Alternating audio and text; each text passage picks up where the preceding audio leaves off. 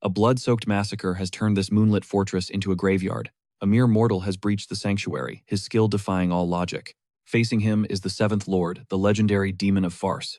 Hangyul just laughs, sheathing his blade, as he declares the demon's era over. The steel chosen leaps high, unleashing the empirical sword's 12th form. Here I come, but then a system error kills the vibe. Disconnected. The demon lord mocks him as a total walking glitch.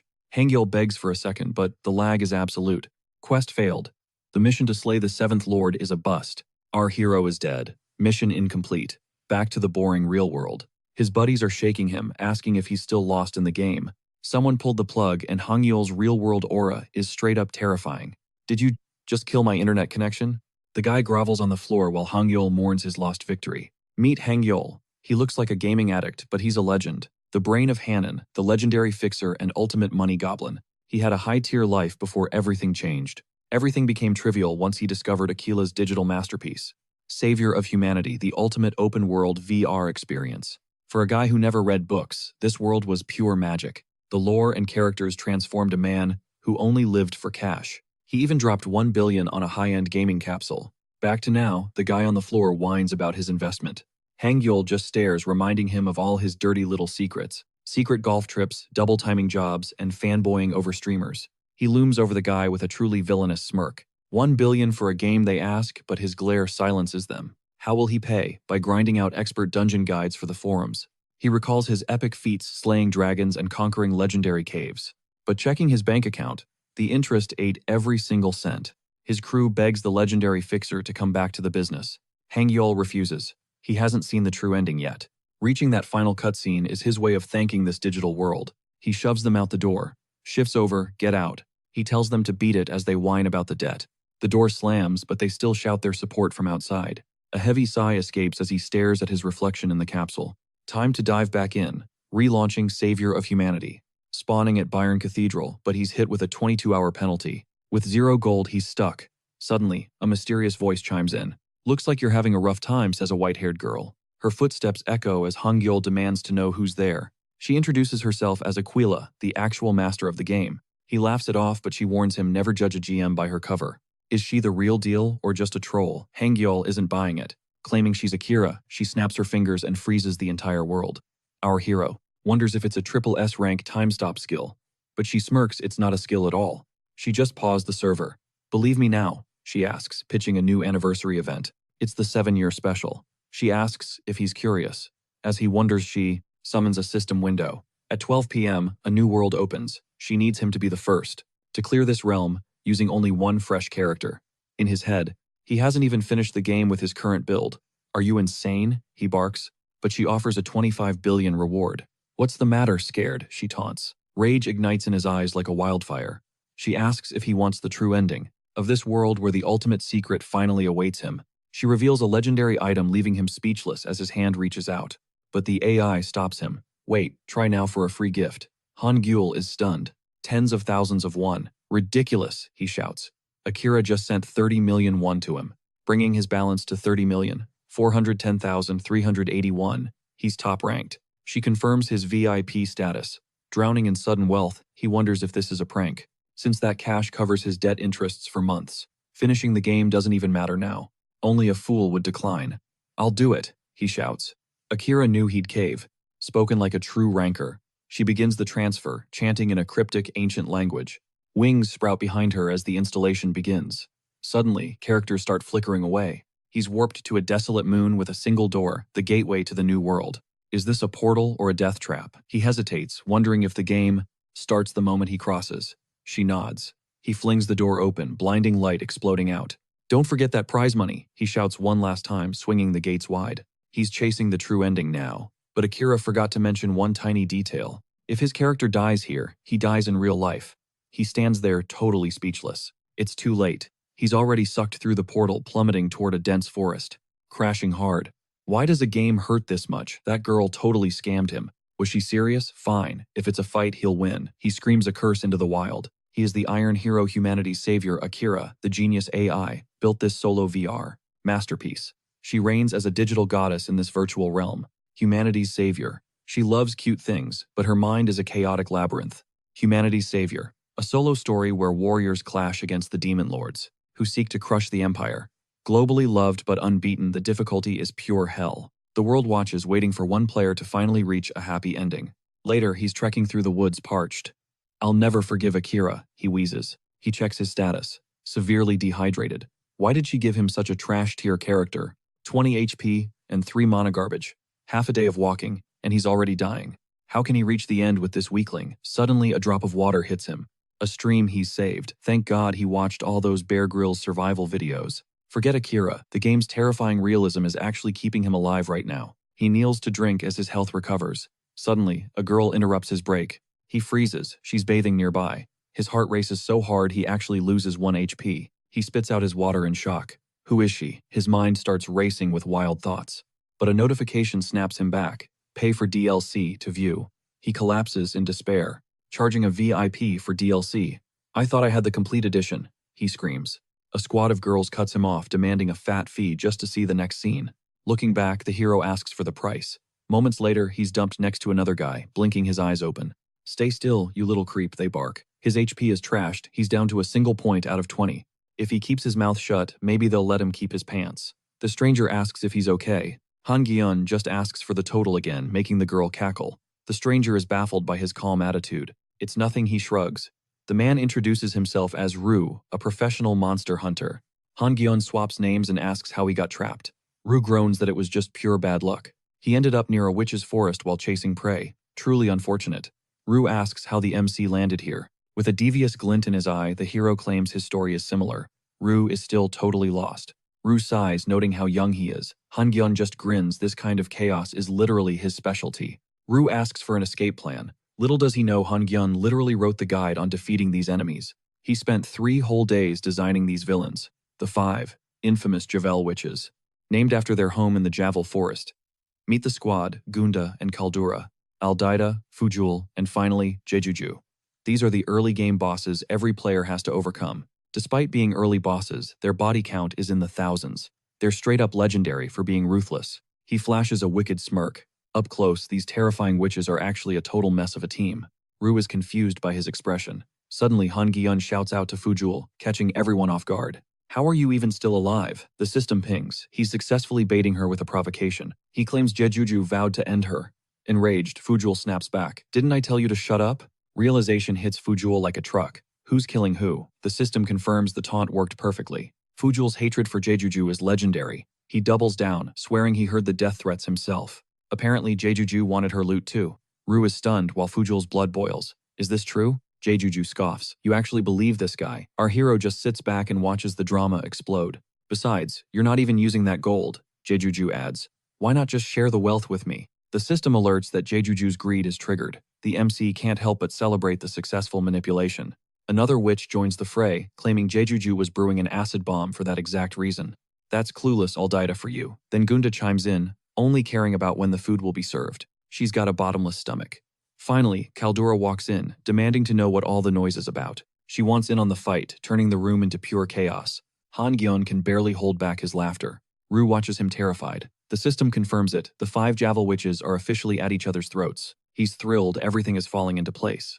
Most adventurers assume these witches are a solid unit. They have zero teamwork despite their fearsome reputation. People die because they don't realize how fractured they are. That's how they racked up thousands of kills. Pit them against each other and they crumble. He tells Ru to move. This is their golden ticket out. Ru is absolutely speechless. But before they make a break for it, Han Gyun yanks the rug. The witches tumble straight into their own boiling cauldron, screaming as the heat sears them. "The exit is that way," he shouts. Ru nods, dashing ahead. Han Gyun laughs. These bosses are way too easy. Totally brainless. The system logs 100 damage. They might be dumb, but the XP reward will be massive. Suddenly a whip lashes out. It's the deadly serpent belonging to none other than Fujul. She's snared him tight, completely locking down his movement before he can escape. "Cunning human," she hisses. "I'm taking you down with me." The MC curses as the snake lunges. He tries to scramble away, hating himself for forgetting how weak his level 1 stats actually are. Ru leaps into action, his blade flashing as he decapitates the beast. "Are you all right?" he asks urgently. He nods, offering a quick thanks. Then he asks to borrow Ru's bow. Ru looks skeptical. Is he even skilled? Ru hands it over anyway. A little Han Gyun smirks, taking a stance and lining up a perfect shot. He aims for a jar hanging right above the witches. As it shatters, the hags are left completely stunned. Jeju warns that things are looking grim. Hanjul asks what's up, and Jeju reveals it's an acid bomb. Hanjul's eyes nearly pop out from the shock. Even the witches are completely stunned. They're literally about to die. The poison hits a bubble, triggering a massive, lethal explosion. Everything is vaporized while the boys watch from outside. A stray rock chips 1 HP from our hero. Rue's in total disbelief, wondering if they actually won. Hangyul snaps at him to shut it. Suddenly, the system pings with a brand new achievement. Those witches were light work. He wiped them all out, raking in 323,760 experience points. He also bags 5,000 achievement points. Now they've definitely won, and Rue is totally hyped. Staring at the notification panel, he's absolutely buzzing. He really hit the jackpot this time. At such a low level, this was the goal. Rue admits he thought they were totally cooked, but he saved him. Rue says it's nothing, but offers a gift as a token of gratitude. It's the legendary red dragon fruit. Our hero is floored. He never saw this coming. He's actually handing it over. This never happened in any of his previous playthroughs. Rue swiped them from the witch's nest. They looked pricey, and the protagonist is beyond grateful. He devours it instantly. The system announces he now possesses the powerful dragon bone. His HP skyrockets to 220 Hangyul. Can't believe his stats are climbing this fast. A regular player could only dream of this. Talk about an insane stroke of luck. Rue watches him calmly, then drops a bombshell. Is he interested in monster hunting? Hangyul is stunned. He just unlocked a secret relationship route. It's a link to the monster hunter in humanity's savior, the legendary Guardian class. Guardians battle the Dark Legion, serving the demon lords. Without them, the world falls. Darkness will rise, bringing total ruin. Rue repeats the offer. Is he down to hunt monsters? Hangyul chokes slightly as he gulps down the rest of that dragon fruit. He apologizes, saying he's got things to do. Rue chuckles, calling him a busy kid. But wait, he stops and thinks, isn't this a massive, once-in-a-lifetime opportunity? He's still classless. All that juicy experience he just earned has nowhere to go. It'll vanish in months if he waits. Rue starts to leave, but Hangyul shouts, 3 months. 3 months is plenty. Rue suggests 3 years instead, but soon time passes. Back in the woods, Rue tells him to go hide anywhere he wants. He'll start the hunt in 30 minutes. Hangyul wonders if this is a tracking test. It's likely a hunter skill. He's leveling up his path incredibly fast. But Rue's underestimating him. He knows this forest like the back of his hand. He dashes off, recalling every single branch as he leaps through the canopy. The dense woods are disorienting, and lethal fungal spores coat the forest floor. It's pure chaos. Plus, the monsters here make those witches look like kittens. Every detail is memorized. He swings on a vine, clutching his dragon fruit prize. His physical stats are maxed out. He's practically invisible, or so he thought. Rue's right there. Found you. He hands the stunned hero 50 points. He demands more effort, but grants 10 bonus points for pure passion. How? Rue laughs at his curiosity. It's been ages since he had such a fun student. He leaves with a challenge, go all out next time. Then a system alert pops up. Hunter's Initiator quest cleared. Now the Hunter's Trial quest is officially live. He's officially a monster hunter, plus he just unlocked the herbology skill. He gains intermediate swordsmanship, survival tactics, and even musketry skills. Finally, he grabs level 1 monster tracking as his eyes glow with power. Agreeing to be an unstoppable duo, 3 months flash by in the blink of an eye. Bruce is floored. The kid's growth is insane. Hanwol smirks, telling his master to go hide. Bruce claps his shoulder, vibing with that fire. He accepts the challenge with a grin. I'll vanish. If you don't find me in an hour, dinner is on you tonight. Rue disappears, hyped for the meal, while Hanwol wears a devious main character smile. Scaling the peaks, Rue feels blessed to find such a genius disciple this late in life. He vanishes near a jagged cliff. Suddenly, a hand grips his ankle from the shadows. Looking down, he meets a terrifying gaze. Found you, Hanwol declares with chilling precision. Rue vanishes again, but Hanwol finds him instantly over and over like a heat-seeking missile. Rue's mind is blown.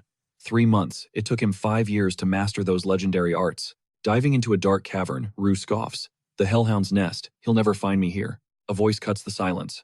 Guardian tip number 1. Rue jumps, nearly losing his soul. Never wake a sleeping beast. Hanwol asks if he passed. Rue finally admits total defeat. Internally, Rue is ecstatic. This kid mastered a lifetime of skills in just 90 days. Hanwol plays it humble, but Rue isn't buying it. This is pure god-tier talent. Activating a lethal 5-hit combo while checking system screens, Hanwol credits his master's guidance.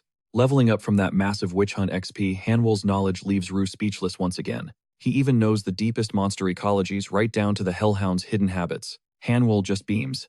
Duh, I literally wrote the book on this world. Rue is sold. You're going places, kid. Rue asks if he's ready for the task he mentioned before. Cash first, Hanwol replies. In this world, everything starts with a thick stack of gold. Rue nods. Bet. I've got a homie in the mercenary business who can hook you up. Want to give the mercenary life a shot? This catches Hanwoo completely off guard. It's actually a genius move, high pay and total freedom for a rising star like him. Plus, he might run into the game's guardians. I'm in time to start my mercenary arc. Rue hands over a weathered ancient mercenary badge. Show this, and my friend will know. Good luck, disciple. Hanwoo bows deeply.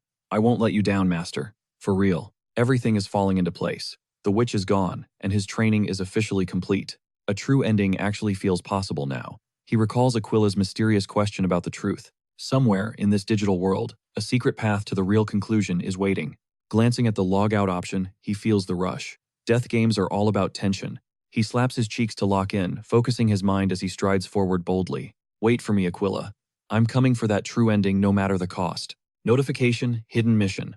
Hunter's trial cleared. A new quest to join the mercenaries triggers. Deep in a distant galaxy on a planet unknown to man, Aquila is losing it. That was peak cinema, she laughs, obsessed with how he dodged the witch's curse. A shadow looms behind her. Is that the guy? He's definitely not your average player. It's Walpurgis. Aquila teases her, asking if the goddess is finally catching the feels. I'm a literal goddess, Walpurgis scoffs. Why would I care about a human pet? But he's adorable, right? Aquila giggles. Walpurgis turns away, acting totally tsundere about it. You've gone soft, Aquila notes. Walpurgis snaps back. Has he even paid his debt yet? Aquila's grin turns wicked. Oh, that's been settled for a long time now. Walpurgis is stunned. Wait, so he doesn't know. He's still working for absolutely nothing. That's savage, Aquila. But the goddess just shrugs. Savage? No, it's top-tier entertainment. Just look at him, he's so full of life. Walpurgis can only sigh at Aquila's cruelty. He offers thanks, wondering if he's a strategic pawn or just a plaything. Sinking into his seat, he reconsiders.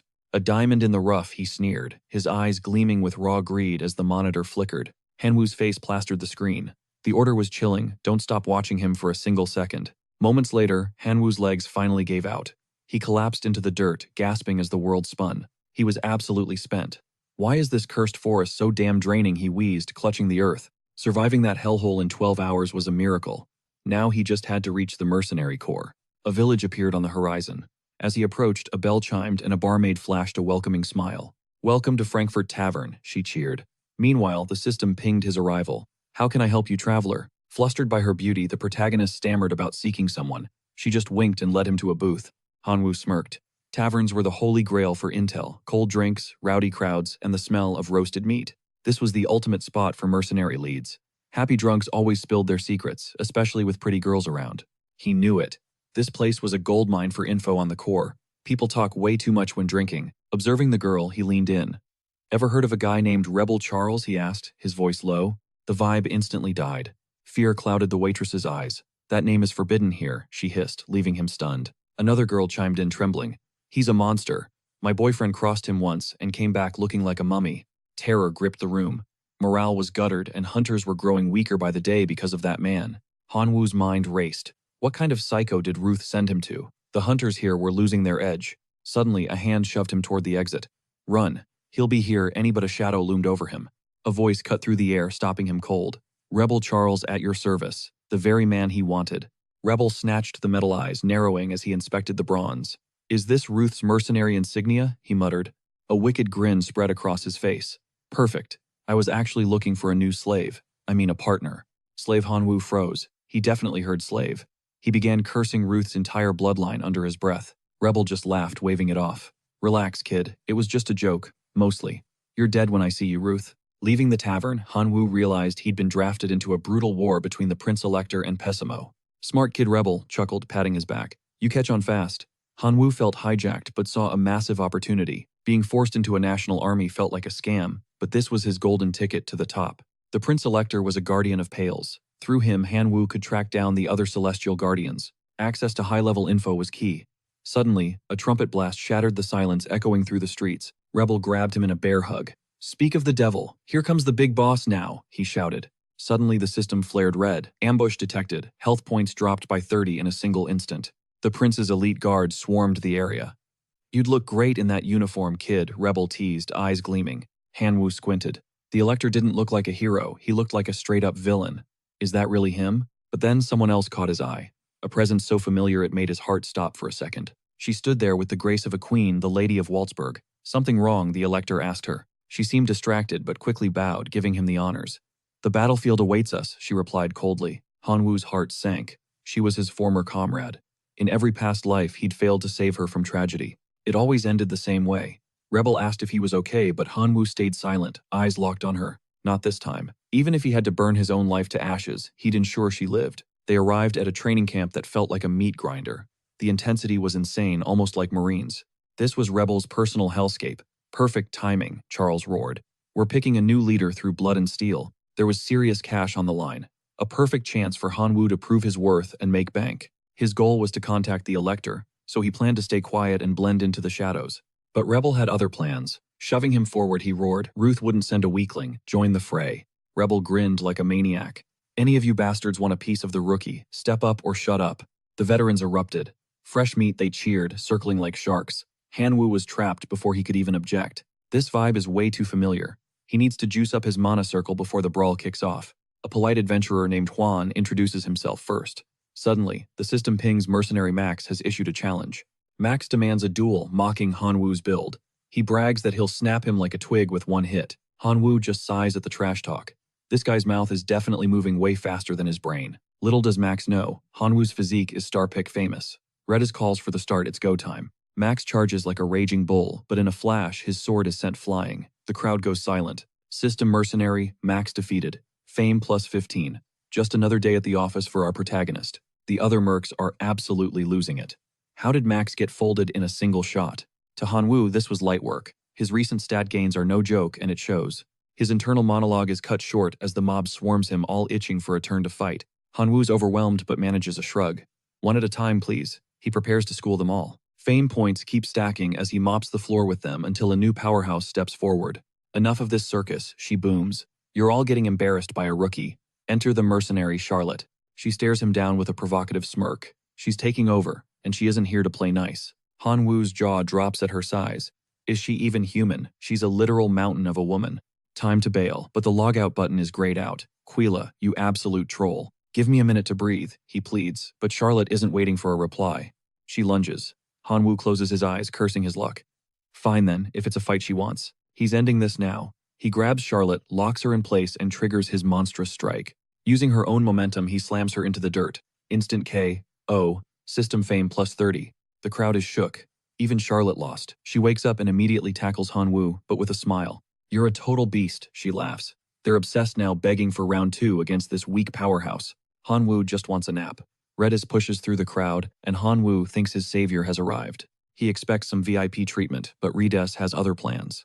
He points a finger right at Hanwoo. Meet your new Vanguard leader. Wait, what? Before he can protest, he's dragged to the front lines. The air is thick with tension on the battlefield. Suddenly, the UI flares up. Hidden quest triggered. Mercenary initiation. Complete. New objective. Reclaim Harvey Hill. No pressure, right? The army gathers in the valley. Redis roars the command, and the charge begins with a deafening cry.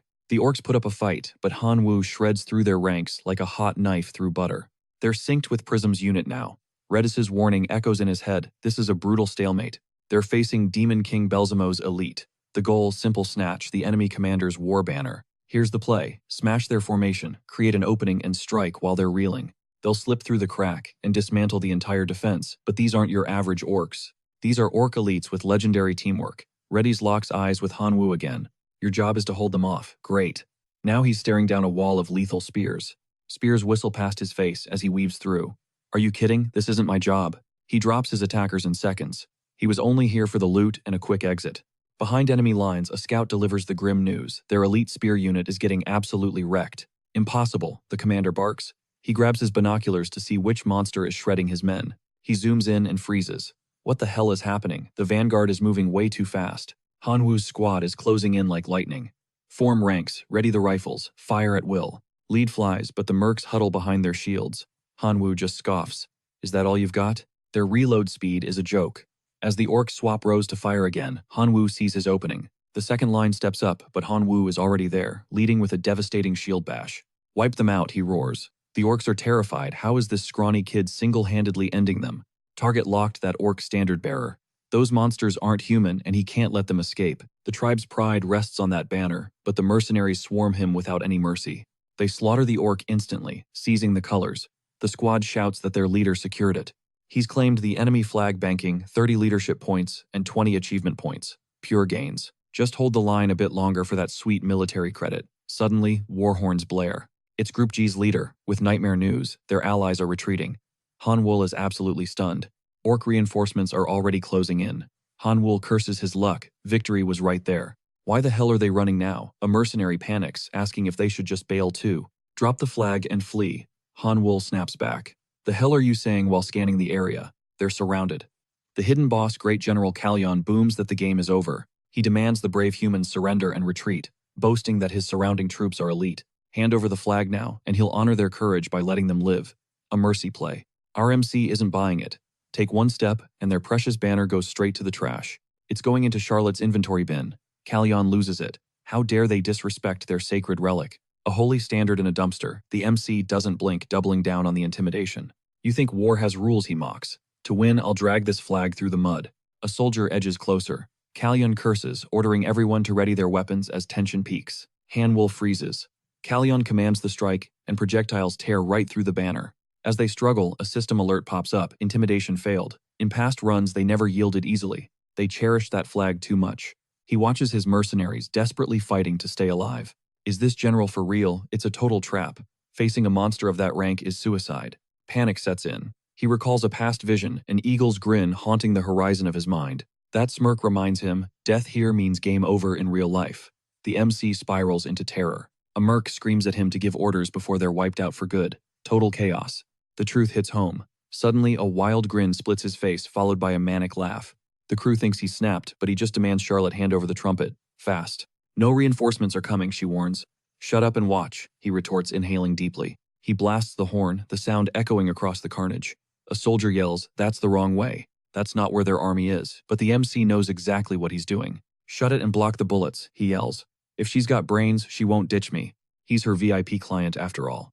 Kalyan orders the spear wall forward as an orc prepares to lunge. Die, human scum, the orc bellows, only to be vaporized by a sudden lethal surprise attack. A steed descends from the heavens. It's Walpurgis, soaring high above the chaotic orc horde. She lands before the MC, commanding them to stand firm. Blades up, she echoes with authority. Walpurgis orders all troops to stay back. This isn't a war, it's a personal showdown, between her and the general. The Countess calls it a noble duel. A real man, she muses. She lunges forward, blade flashing, while Kalyan barely evades the lethal steel. Steel clashes against steel, sparks flying with every impact. Hanwul watches breathless. They're perfectly matched. Walpurgis is early game, yet her raw power is absolutely terrifying. She stalemates Kalyan, then shocks him with a brutal kick to the face, forcing him back. She laughs. He's as formidable as expected. It's not just his elite swordsmanship that shines. His hand-to-hand combat is insane. He must belong to the legendary Order of Walpurgis. That military rank fits, but she simply claims to serve God with a devoted heart. Kalyan scoffs, but she warns him. Time is running out, resetting her combat stance. She dives at Kalyan again. He parries with his massive blade, unleashing a devastating counterblow. A massive shockwave tears through the earth as Walpurgis strikes, ending Killian instantly. Landing behind him, Killian utters his final words, praising the epic clash before collapsing. Seeing their leader fallen, the orcs scramble to recover his broken body. Fall back, their leader bellows. Hanwul is stunned. Even that monstrous commander was crushed. One single blow. Witnessing Walpurgis's god-tier strength, the orcs flee in total terror. She approaches, sensing Hanwul's aura. "Are you the mercenary leader? I felt your grit." Extending a hand in respect, Hanwul meets her gaze and firmly introduces himself. Suddenly, a system alert pings Walpurgis has acknowledged your strength. Respect gained. "We'd be corpses without you," Hanwul admits, knowing his cover as Elector is gone. "Chin up," she commands. "Look at your crew." He sees their faces glowing. They hand him the enemy's banner. The system confirms mercenary credibility has spiked. Is this my doing? Hanwul wonders, flashes of past brutal battles racing through him. Realizing his worth, he roars. "Victory is ours. This flag belongs to me." The crew laughs, teasing him. "Did you take a spear to the brain?" Back at the tavern, the vibe shifts. A tiny girl spots Charlotte and calls out. The little girl is smashing food before storming over to lecture her sister. "Did you get hurt again?" she demands. Charlotte assures her she's totally fine. "Is that Rhodes' kid?" Hanwul asks. Rhodes scoffs Charlotte's only 15. A total lie. Bastite Charlotte's feisty sister arrives and she is already looking for a fight. She lunges at Hanwul, blaming him for Charlotte's injuries and demanding medical payment. Charlotte interjects. "He saved us." Bastite freezes, unable to process the news. The mercenaries chime in. "Boss saved us from becoming orc snacks. We owe him." Overwhelmed by the praise, a bashful Hanwo grumbles, "Just shut up and eat." They catch him blushing, but the teasing stops when Walpurgis suddenly walks in. She's looking for the protagonist. Hanwo's face turns beet red as every eye shifts. "Got a minute?" she asks. Soon they are riding together toward the outpost. The Elector summoned him. Rewards and military honors are waiting for his bravery. It's a Merc's dream. Yet Hanwo notices, Walpurgis seems different. Lighter and happier. She's genuinely glowing. "You seem much happier," Hanwo remarks, unable to hide it. "Drop the formalities," she insists. From now on, he'll call her Lady Walpurgis. "Look," she says, "those soldiers are alive because you refuse to back down. They're safe." Isn't that reason enough to smile? Hanwo realizes she's absolutely right. Memories of his past life flicker times she shielded him. Her core hasn't changed. Only their bond has shifted. He's just a mercenary now. They arrive at camp. "I've brought the warrior," Walpurgis announces. The Elector calls him the legendary Reaper. Philip von Steele introduces himself with respect. The air feels heavy with authority. Hanwo bows, sensing the crushing pressure of a true guardian. This aura is legendary. Philip laughs, praising the Reaper of the field. "Your bravery was like a lion."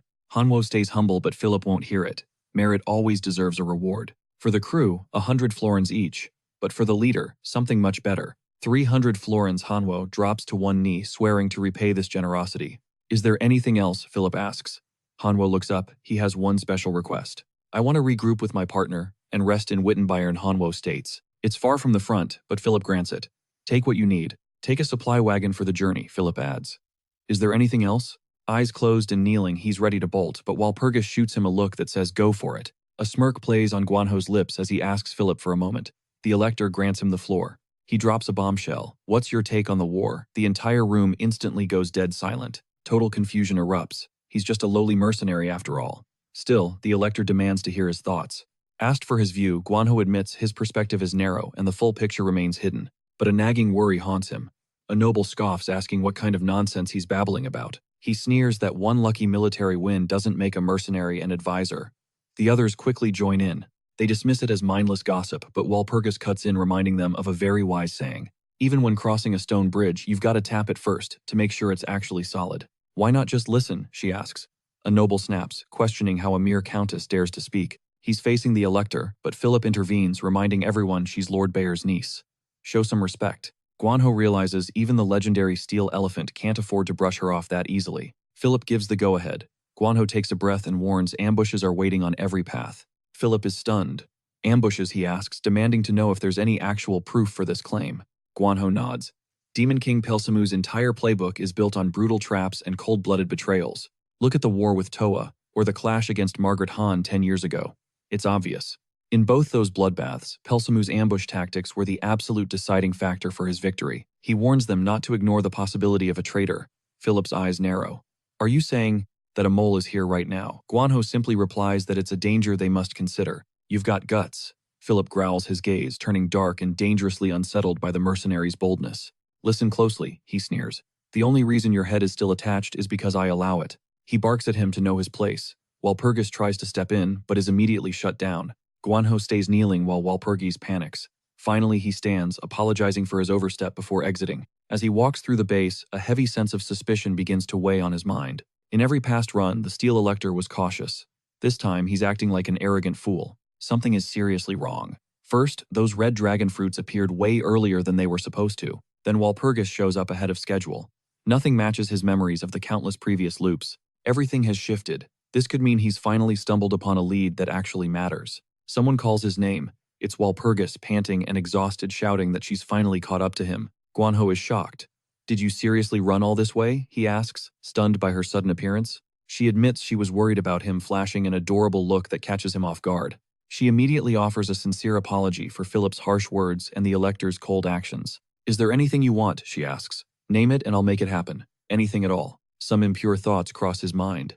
He asks if she's sure, warning her he might ask for something wild. She tells him not to underestimate her.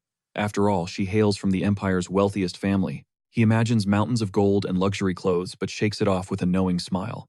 "A pen and a pistol," he says. Walpurgis is confused. "That's it. This is a once-in-a-lifetime chance." He insists he's fine. His dream is to be a writer, and he'll use this to learn. To him, that pistol represents a lifelong dream. As he tears up, he claims they're just manly tears. Walpurgis is touched by his selflessness. while Guanho secretly laments all the things he's actually given up. She declares this isn't the place for such talk and insists on moving to a better spot. She grabs his hand and pulls him along. Guanho's face turns beet red as his heart races. Later, the battle for Herfinder Hill explodes. It's a legendary showdown, the Steel Elector versus Pelsamu. Philip roars that today is the day he finally sends the Demon King to his grave. Pelsamu just yawns, asking if someone can shut him up because his breath stinks from all the way over there. With war looms, the secretary questions if using that woman is truly the plan. The demon snaps, tired of the same topic. His secretary calls him ruthless as they seize the Elector. He is a high-tier hostage. If that maniac is unleashed, all hell breaks loose on the battlefield. The secretary vows to handle it personally. Just then, his ring glows with an urgent message. Jaisa is ready, standing tall atop her swarm of loyal serpents. The demon nods in approval. Stay sharp, he warns. Don't overdo it. She smirks, asking when she has ever gone too far. Always, he barks into the ring, making the girl grin with pure, chaotic energy. With a wicked glint, she claims she is being restrained. An awkward chill settles over the villains. Deep in the night, Han pushes his new steed to its absolute limit. Its speed is insane. He thought it was a backup, but it is juiced on high-grade potions. A perfect healing elixir worth 1,000 florins. That is literally the price of a whole mansion. A massive blast rocks the distance. The war has begun, and he needs to move now.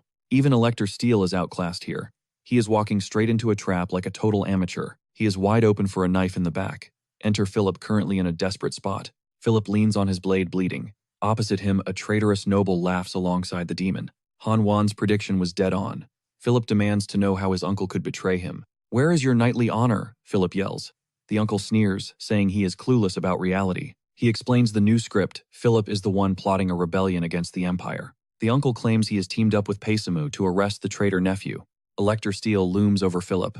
"Do you get the picture now, boy?" He signals Philip's death.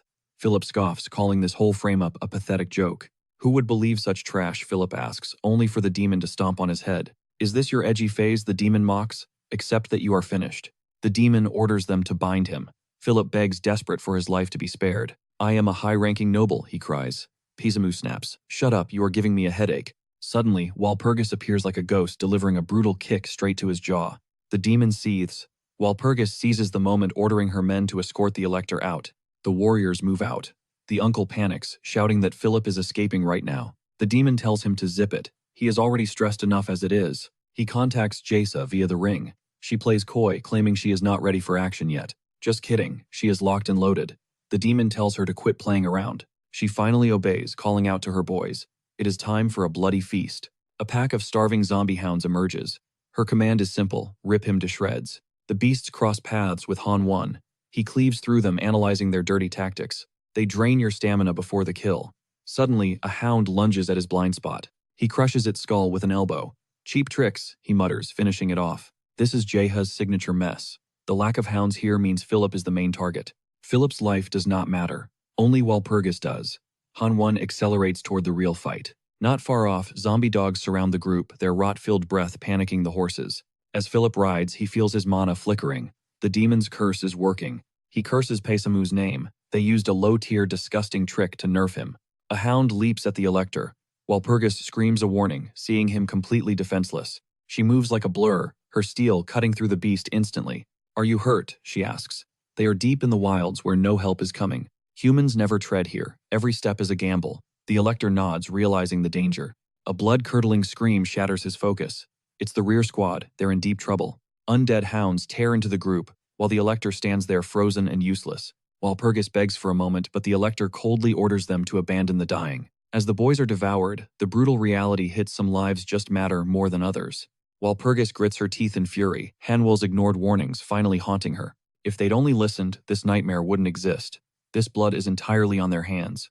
Their arrogance cost everything, but a mocking voice cuts through. "Wow, you guys are entertaining." A whip snaps around Walpurgis's throat, yanking her violently away from the Elector's side. He just keeps running, his eyes filled with pathetic guilt as he abandons her. She slams into the dirt, realizing they're absolutely doomed with a coward like the Elector. Genesis sneers, claiming you don't actually need strength to hold the Elector title. He looms over Walpurgis, a twisted demonic grin spreading across his face. "Don't you agree?" Sister Walpurgis snarls, telling him to take back those words immediately. The Elector Prince is a critical rank, holding the ultimate power to crown the Emperor.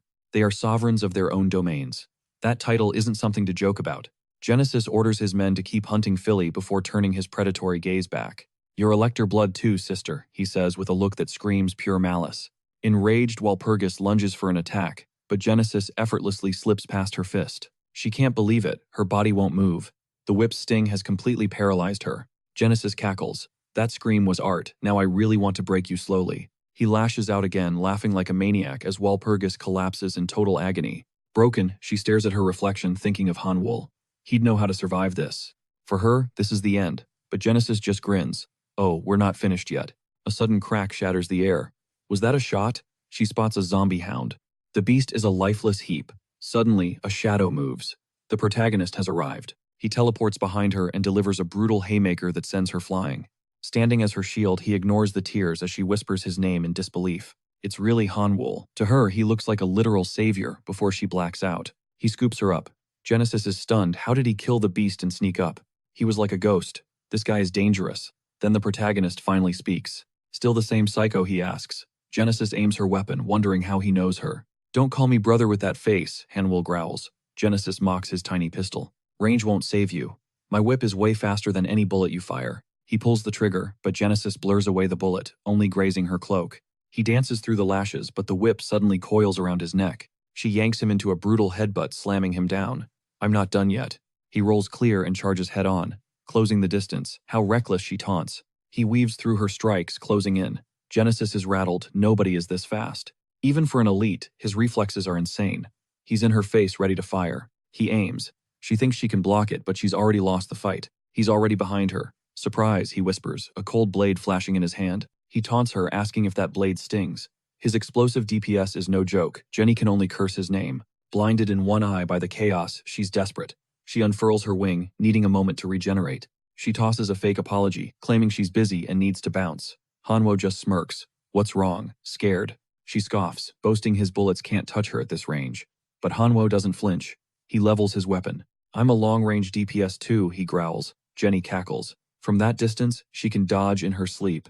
Suddenly, her spatial awareness glitches. The distance feels wrong. Crack, the bullet tears through her side. Just as he figured. Nothing beats the thrill of hunting bats with high-caliber lead. Total satisfaction. She plunges toward the earth in a dead spin. Even as gravity claims her, she screams, curses at him. "What a massive headache," he sighs, licking the blade. He's already imagining what kind of legendary loot she'll drop. Jenny tries the damsel act, asking if he'll finish her. Hanwoo's response, pure savagery. He flips her, the bird deadpan. "Cut the crap," he barks. "Just die like the stray dog you are." A piercing scream rips through the forest. System Genesis, the whip of destruction, has been neutralized. A high-ranking Demon King executive gone. The loot spills out Genesis's cloak, his infamous whip, the magic restraint cord, a body enhancement potion, and even Ferguna dragon venom with its antidote. Plus 2,000 florins. Hanwoo bags it all, thanking his lucky stars he didn't sell that item yet. A full recovery potion. He needs to move fast. His eyes lock onto Walpurgis. Time is running out. He refuses to let her die. Scanning the potion's stats, the effects are insanely powerful, but there's a catch. Warning, apply directly to the wound. It promises to fully reconstruct the target's physical state. Perfect restoration. But direct application means he has to get personal. Right on the skin. That means going under her armor. Hanwoo takes a shaky breath, trying to keep his cool. No panicking. "It's a medical procedure, nothing weird," he mutters, reaching for Walpurgis. His hand trembles as he moves in. Suddenly, memories flood back. Before he was a player, he was just a guy named Hanwoo. Orphaned by tragedy, his father taken by illness, his mother by exhaustion. At 18, he was truly alone. Some thug screams at him, complaining about his aggressive debt collection. "You're making a scene," he bellows. Hanwoo stares him down, cold as ice. "Are you a literal amateur? This is business. Pay up or else." At 22, Hanwoo was a fixer who'd do anything for cash. A kid approaches him, offering a shy thanks. It's a tiny token of gratitude, but Hanwoo shuts it down. "Save it. This fix is only temporary. If you've got spare cash, pay your debts first." The kid insists he's got a big mission coming up. "Don't look at me like that. This week's quest is worth 10 million won. Hanwoo's interest is finally piqued. "You can make that much just by gaming?" Hanwoo asks. The kid nods. "It's a high-stakes exclusive event." "What kind of game is this?" The kid looks shocked. "You seriously haven't heard of Humanity's Guardian?" Hanwoo is clueless, and the kid can't believe it. This game is literally taking over the world. It's a massive open world with infinite freedom. Hey guys, quick break before we dive back in. Shout out to today's sponsor me.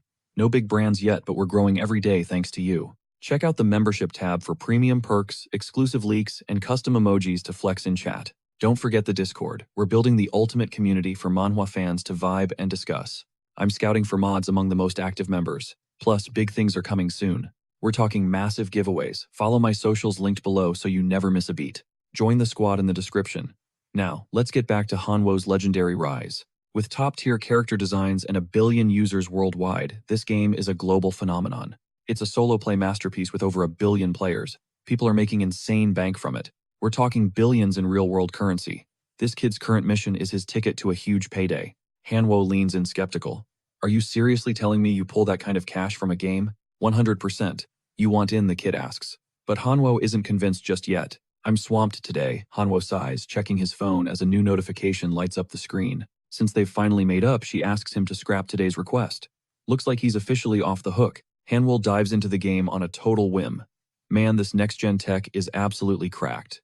It feels like a digital paradise. The bustling streets and hyper-realistic NPCs make him question his own senses. Wandering through the heart of the marketplace, a vibrant apple catches his eye. This immersion is insane. He can literally see the individual pores on his own face. It's terrifyingly lifelike. Suddenly, an NPC barks at him to buy something or beat it. Move aside, I only serve paying customers, the vendor snaps. Hanwho wonders if he's even carrying any gold. He checks his inventory and finds 10 florins. Seems that's the local currency in this world. Better play it safe and save his cash. He apologizes, just as a hungry-looking kid wanders over. The boy stares longingly at the fruit, whispering how tasty it looks. Our hero catches his gaze. His mother quickly steps in, trying to pull the boy away from the stall. But Hanwho stops them. He turns back to the vendor and asks for a single apple. 1 florin, that's the price. He buys the fruit and hands it straight to the little guy. The mother is stunned, thanking him for being so generous to her precious son. It's no big deal, he shrugs. The kid dashes off with a massive grin on his face. He later learns 1 florin covers a full day's meals.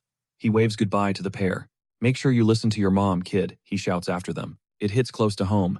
He used to be a total brat, always begging his mom for fried chicken. This game really has a soul. From then on, he starts diving into Guardian of Humanity regularly. Whenever the real world felt overwhelming, this digital realm became his ultimate sanctuary. His sessions grew longer. It was the perfect way to vent the pressures of his daily life. He used the game to recharge his battery, finding the strength to face reality again. But the cycle continued. Before he knew it, 5 whole years had passed inside. 5 years lived in another world. Suddenly, a mysterious voice calls out his name. You're Hanwho, right? She asks. The girl introduces herself as the one and only Walpurgis. She's heard rumors of his insane skills and invites him to hunt rabid boars in Jabal Forest. Our protagonist hesitates for a split second, his mind racing with sudden doubt. Scared, she teases. He scoffs, scared of what I was actually craving boar steak for dinner tonight. Talk is cheap, though. She wonders if his blade is actually as sharp as his massive ego. He obliterates the beast instantly. Walpurgis stands there completely stunned by his raw power. He took down that absolute unit in a single strike, but Hanwho isn't exactly thrilled. He calls her out for not lifting a finger. She claims he was just too fast to follow. You're a beast, she admits before asking him to officially join her party. She pings him a request. He wonders if this is just a scheme to make him work. Don't you trust me, she smirks. Honestly, she just wants a front row seat to his legend. She promises to recommend him as an Imperial Knight. Now that is a massive level up. Fast forward, and Hanwho is now a living legend hailed by the masses. You're incredible, she whispers. Who would have thought he'd become the legendary Electro-Steel? He simply shakes his head. This legendary status isn't something he earned all on his own. If she hadn't approached him that fateful day, he'd still be a nobody in the crowd. She's confused. What do you mean? This peace is the result of your own blood and sweat. These people aren't just NPCs. They're the loyal citizens he spent years protecting. As they watch the horizon together, a flock of white doves takes flight into the sky. Back in the present, she realizes he's truly special. She's seen many warriors in her time, but she's never met anyone with a heart as dedicated as his. She almost asks why. Hanwho's face is a total wreck, yet he claims it's all for the love of the game. Walpurgis loses it laughing, while he describes seeing the beauty of the sky for once. He's mostly fine despite the bruises. Walpurgis regrets stripping off his protective gear. It was unavoidable. They've finally reached the Walpurgis convent. Time to report in. She promises a massive reward for his kindness. She owes him big time. With a devious smirk, Hanwho wonders exactly what kind of favor he should demand. Is he being a creep again? Regardless, the convent's payout will be legendary. At the gates, the vibe shifts. Angela claims Lord Barros is an honored guest, but the convent is under emergency lockdown. Barros is barred. He's sent to a local inn. Our hero is drained. Things just got a lot more complicated than he planned. He's gunning for the angel's heart, an ancient treasure passed down through the ages. An S-rank relic overflowing with a goddess's blessing hidden deep within the convent. Its power, resurrection. We're talking about a literal extra life in item form. It's the ultimate survival tool. Suddenly, Walpurgis opens the door, catching him off guard. She's sorry he has to stay in such a low-tier spot despite being a VIP. She asks what he's doing, and he's just locked in deep thought. She drops a confidential bombshell, making him swear to keep it a lifelong secret.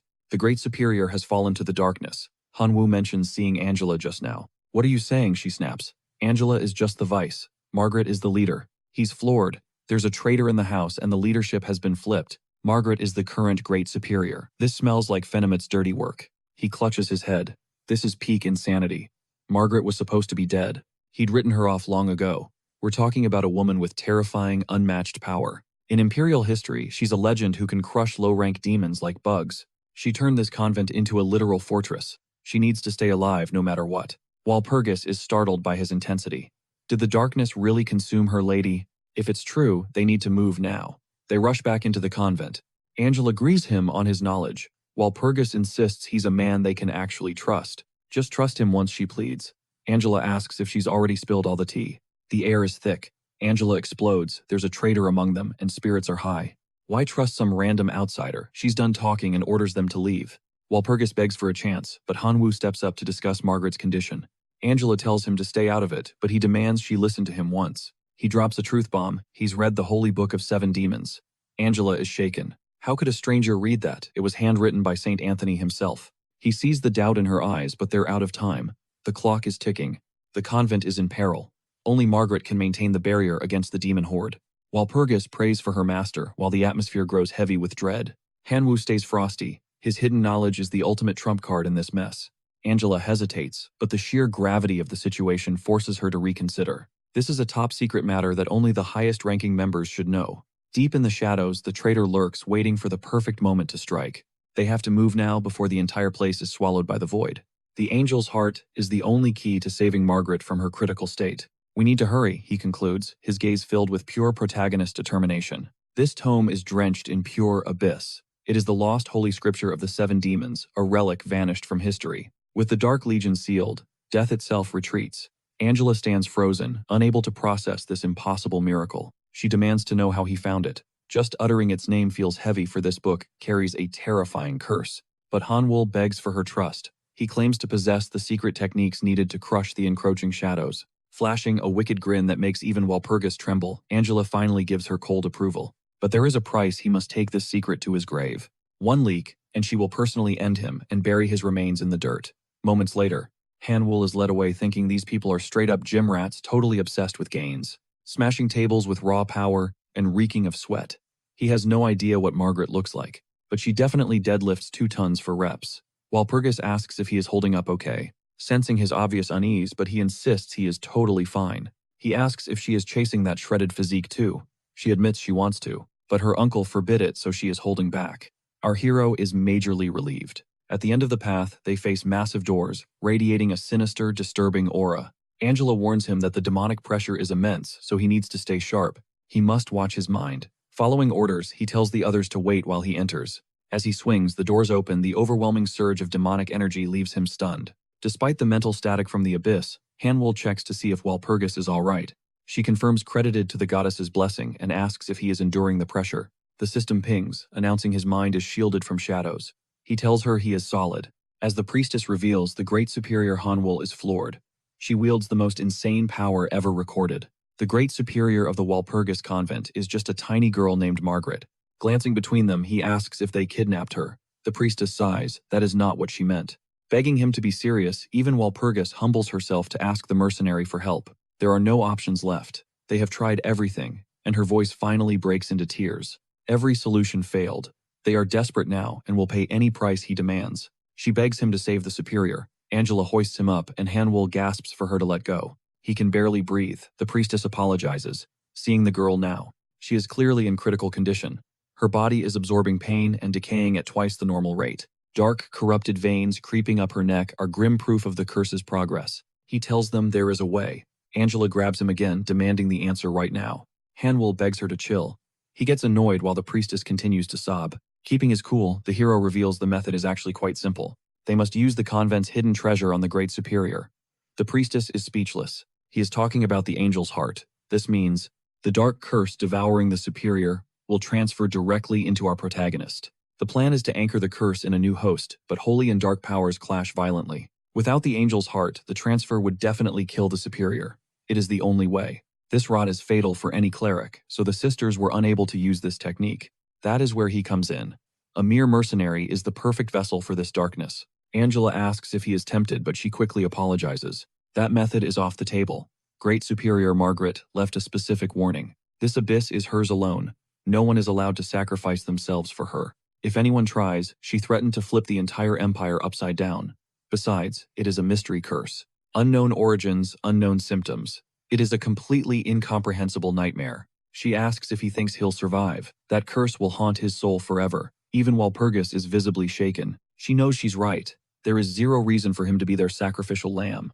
But our hero calms her nerves, turning toward Angela. He knows this is currently their only winning move. Having mastered the sacred book of 7 demons, he understands the inner workings of the abyss. Since he's no cleric, the darkness can't easily break him. Plus, he's just a stranger. He demands honesty. This golden opportunity is simply too perfect for him to ignore. Angela clutches her face, screaming that this is pure insanity, and that, once the High Superior awakens, the punishment will be legendary.